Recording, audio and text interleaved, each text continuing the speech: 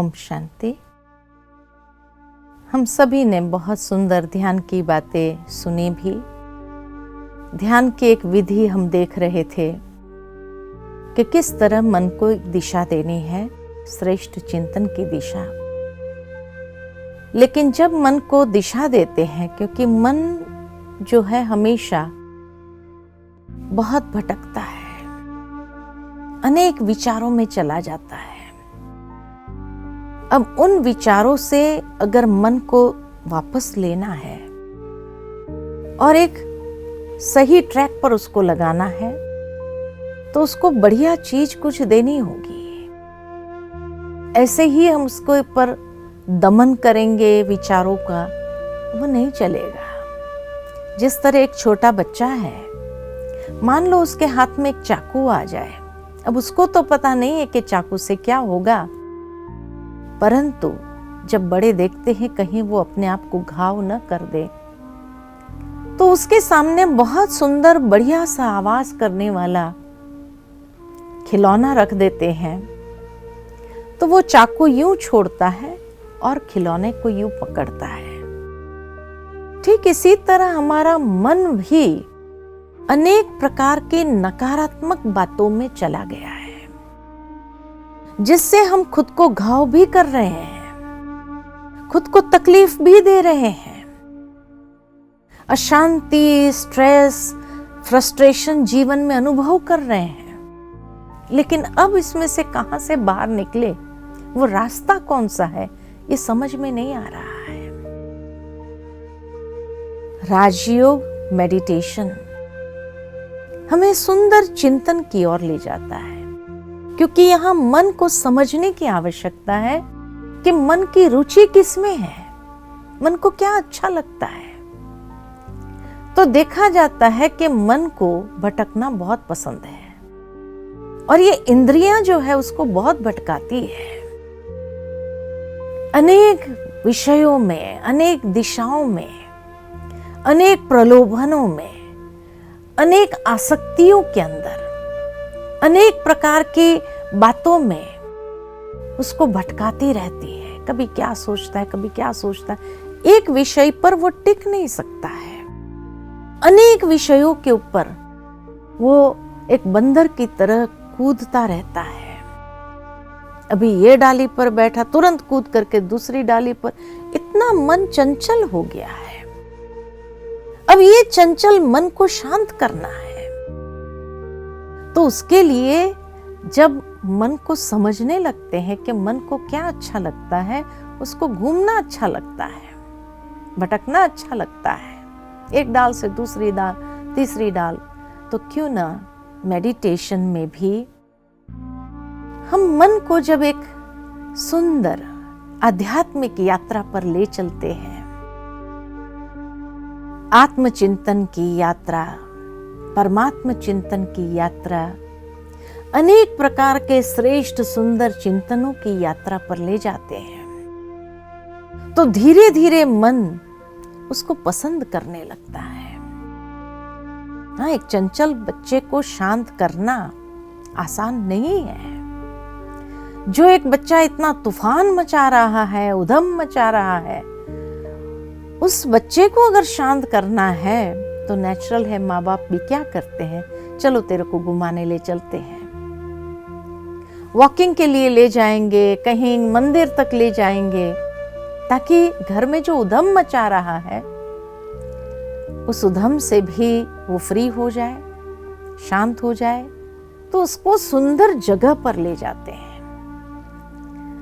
जहां का नजारा देखते ही मंदिर में जाते हैं। जब घंट बजाते हैं बड़ा अच्छा लगता है उसको, और माता पिता भी समझते हैं कि देखो मंदिर में ले आए, कम से कम ये संस्कार बच्चे को जब मिलता है तो वो भी सुकून का अनुभव करता है। माता पिता को भी अच्छा महसूस होता है कि जब घंट बजाते हैं तो उस वाइब्रेशन में, एक अलग वाइब्रेशन के अंदर वो बच्चा आ जाता है। और एक बार अगर ले गए ना, तो रोज फिर कहता है चलो मंदिर जाना है। अगर उसको बोलना नहीं आता है तो इशारा करके दिखाता है, जय जय जाना है। इस तरह से दिखाएगा, क्योंकि पहले दिन गया तो उसको अच्छा लगा उस वाइब्रेशन में। ठीक इसी तरह मन भी जब वही वही बातों में उबने लगता है तो मन को भी एक सैर पर ले जाना जरूरी हो जाता है। तब वो मन के अंदर भी अच्छे संस्कारों का सिंचन होने लगता है। अच्छे विचारों से ही तो अच्छे संस्कारों का सिंचन होता है। इसीलिए कहा जाता है you are what you think. जैसा सोचोगे वैसा बनोगे, जैसा चिंतन वैसा जीवन। तो इसीलिए जब उसको बहुत सुंदर चिंतन देना हम शुरू करें तो उस चिंतन से व्यक्ति अंदर ही अंदर बहुत प्रसन्नता का अनुभव करता है। कई बार कई लोग सोचते हैं हाँ सॉफ्ट म्यूजिक लगा दिया जाए और फिर ध्यान करते हैं, और जब ध्यान में बैठते हैं तो कई प्रश्न मन के अंदर खड़े भी हो जाते हैं। आंखें बंद करके ध्यान करना चाहिए, खुली आंख से ध्यान करना चाहिए, ये विचार आते हैं। और इसीलिए कई लोग जब दिए की लौ पर अपने ध्यान को एकाग्र करते हैं तो कुछ समय के बाद महसूस करते जैसे सरदर्द होने लगा है, क्योंकि एकदम जैसे कोई व्यक्ति फोकस्ड हो जाता है, जैसे दमन करते हैं, अपने पूरे ब्रेन के ऊपर एक ऐसा प्रेशर ले आते हैं। तो जरूर है वो नेचुरल स्टेज नहीं है। इसलिए मेडिटेशन एक नेचुरल हो। मेडिटेशन माना अपने विचारों पर दमन नहीं करना है, उसको अमन नहीं बनाना है, न दमन करना है, उसको सुमन बनाए। और इसीलिए जब उसको परमात्मा के सानिध्य में भी ले जाओ तो हमेशा मन को चित्र देखने की आदत है। कोई ना कोई सुंदर चित्र जरूर देते जाए। कई लोग सोचते हैं क्या इसको इमेजिनेशन तो नहीं कहेंगे? इमेजिनेशन नहीं कहेंगे, विजुअलाइजेशन कहेंगे। अंतर चक्षु है मन के पास, और इसीलिए उस अंतर चक्षु से बहुत सुंदर आत्म स्वरूप को देखो, ईश्वर के दिव्य स्वरूप को देखो, और फिर अपने मन को एकाग्र करो, उस पर ध्यान लगाओ। तो इसीलिए इसको विजुअलाइजेशन कहते हैं। आंखें खुली रखनी चाहिए, बंद रखनी चाहिए। इनिशियली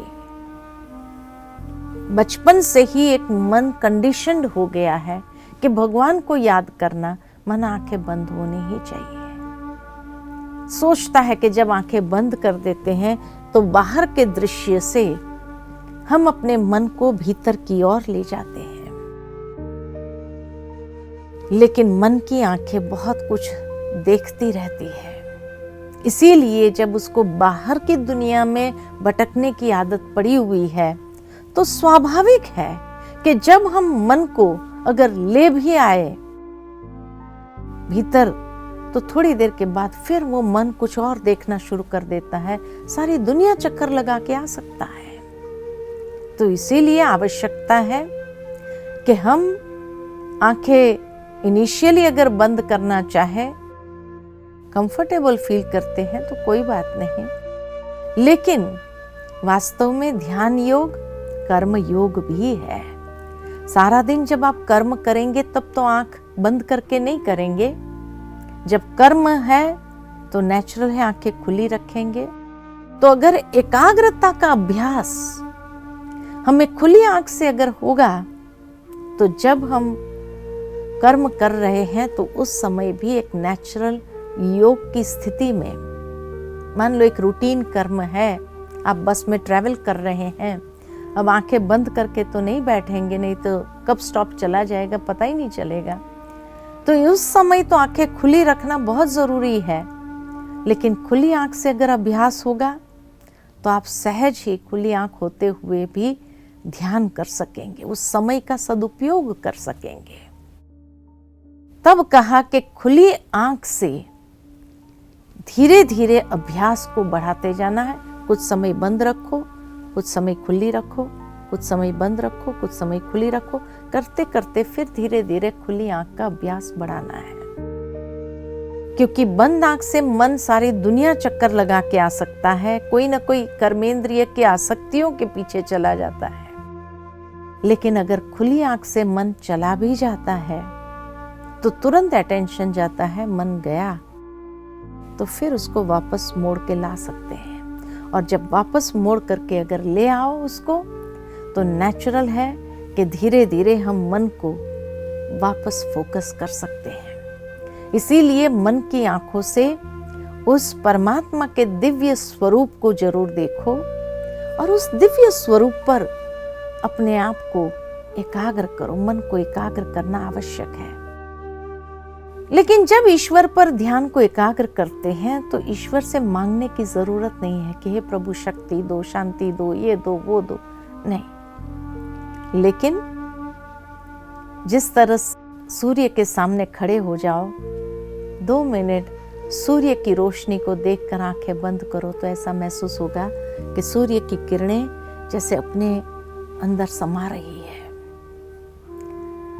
मांगना नहीं पड़ता है, थोड़ी देर के अंदर ऐसा लगेगा जैसे सारे शरीर में गर्माइश भर गई है। ठीक इसी तरह नदी के सामने खड़े होकर नदी से मांगते नहीं हैं कि तेरी शीतल हवा मुझे दे। खड़े रहो, वो प्रवाह महसूस कर सकते हैं। ठीक इसी तरह मेडिटेशन माना ही स्वयं को आत्म भाव में स्थित करके जब अपने ध्यान को ईश्वर के उस दिव्य स्वरूप पर लगाते हैं, उस दिव्य स्वरूप को अंतर्चक्षु से देखते हैं, तो परमात्मा जो सर्वशक्तिमान है, उनकी हर शक्ति का प्रवाह स्वतः महसूस कर सकते हैं और बहुत सुंदर अनुभूति होती है। तो चलिए कुछ देर के लिए हम ले चलते हैं अपने मन को उस ईश्वर के सानिध्य में। और आज स्वयं को अंतर्चक्षु से देखो। भ्रुकुटी के मध्य में मैं एक चमकता हुआ दिव्य सितारा हूं।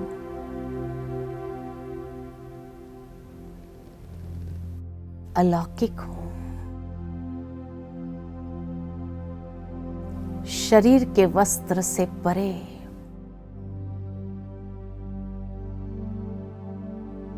धीरे धीरे मन को ले चलते हैं ईश्वर के सानिध्य में और अंतर चक्षु से देखते हैं कि जैसे मैं दिव्य प्रकाश पुंज हूं,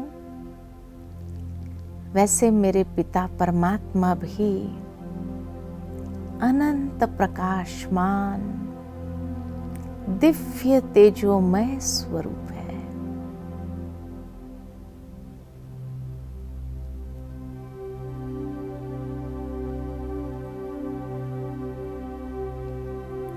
परमात्मा के सन्मुख स्वयं को देखते हुए महसूस करें मेरे पिता परमात्मा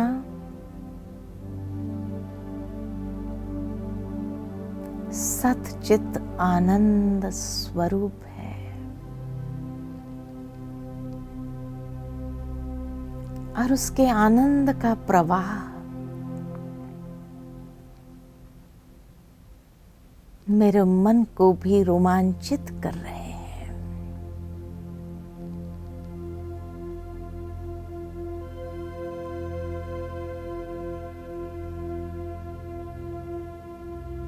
उस आनंद के प्रवाह में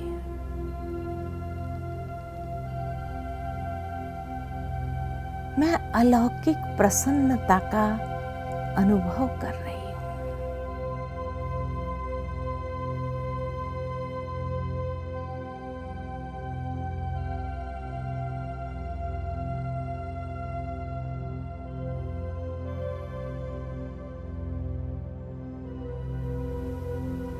उस आनंद के प्रवाह में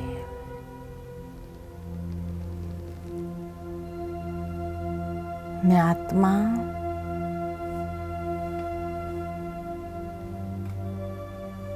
बहुत सुंदर अनुभूति कर रही हूं।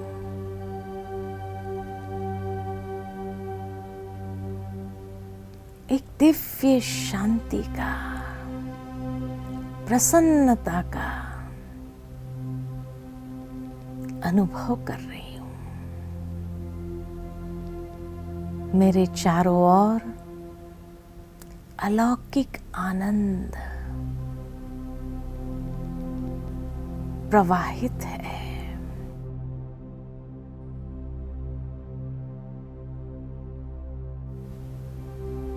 मैं आत्मा शांत हूं, शुद्ध हूं, आनंद स्वरूप हूं।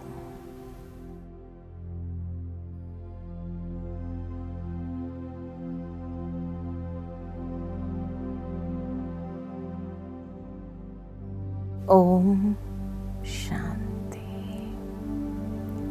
शांति।